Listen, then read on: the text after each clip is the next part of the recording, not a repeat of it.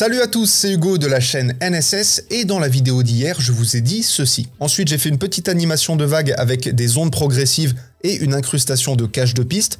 Alors l'incrustation cache de piste, pour faire très simple, c'est vous allez dire à Premiere Pro, tu vas intégrer tel élément visuel dans tel élément visuel. C'est avec cette technique-là, par exemple, qu'on incorpore une vidéo au travers d'un texte. Mais là, je vous la fais simple, on rentre pas trop dans le détail. Alors, je suis passé relativement vite sur la notion pour deux raisons. La première, c'est que j'ai déjà fait un tuto sur l'incrustation de vidéos dans un texte. Je vous remets un lien en haut de l'écran, évidemment. Mais surtout, c'est parce qu'aujourd'hui, on va recréer un effet qui va utiliser l'incrustation cache de piste. C'est un effet inspiré d'une vidéo d'Amixem, la vidéo sur les produits dérivés pour ceux qui veulent aller jeter un œil. Et donc l'idée, et comme vous le voyez avec les exemples qui défilent devant vous, ça va être d'avoir un plan avec un texte qui aura été creusé au travers de la matière. Et preuve en est qu'on voit les ombres et les reflets de lumière justement sur notre creux. Au premier abord, on pourrait se dire, encore une fois, mais Premiere Pro n'est pas capable de créer ce genre de choses, et c'est là que j'interviens, et je vous propose de commencer tout de suite. Petite interruption très brève, je vous rappelle que vous avez la formation sur la colorimétrie dans la description de la vidéo. C'est une initiation complète des grandes bases jusqu'au niveau intermédiaire. Je vous apprends tout ça en 2h30 de contenu, et ceci étant dit, on retourne tout de suite au tuto. Bien, sans grande surprise, pour commencer, il va vous falloir un texte. Ça, je pense qu'aujourd'hui, vous savez faire. Notre deuxième élément va être un cache couleur. Donc vous allez dans votre panneau projet, vous faites un clic droit,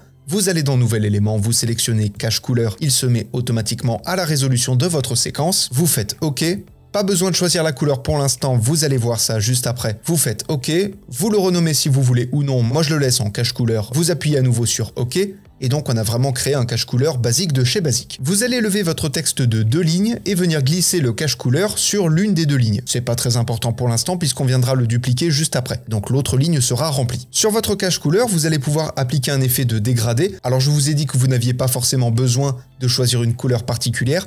Bien évidemment, si vous n'avez pas envie de donner un look spécifique et juste de donner une couleur unie à votre cache couleur, vous pouvez le faire. Mais pour ma part, je préfère ajouter un effet de dégradé. Donc je passe le type de dégradé de linéaire à radial, je passe la valeur Y du point de départ de 0 à 540 pour mettre le point de départ au centre de mon image, et je vais venir sélectionner mon point d'arrivée et venir le mettre sur l'un des bords de mon cadre, que ce soit à gauche ou à droite, vous faites comme vous voulez. Et à partir de là, vous allez pouvoir sélectionner 2 couleurs, une couleur claire au centre et la même couleur mais en plus foncé pour les bords. Ensuite, comme je vous l'ai dit, vous allez dupliquer votre cache couleur, et là sur celui du milieu, donc sur celui qui est juste en dessous du texte, vous allez venir appliquer un effet, vous allez donc venir taper piste dans votre fenêtre effet et glisser déposer le fameux effet incrustation cache de piste. Et avant de créer l'effet d'incrustation, vous allez cacher le cache couleur qui est en piste 1. Vous allez comprendre pourquoi juste après. Et à ce moment-là, dans les options d'effet, vous n'avez qu'une seule chose à faire, passer le cache de aucun à vidéo 3. Donc vous dites au cache couleur, tu vas aller t'incruster dans le texte, et tout ce qui ne se trouve pas dans le texte justement, tu le supprimes. Mais nous, ce qui va nous intéresser, c'est pas tant d'avoir le cache couleur dans le texte,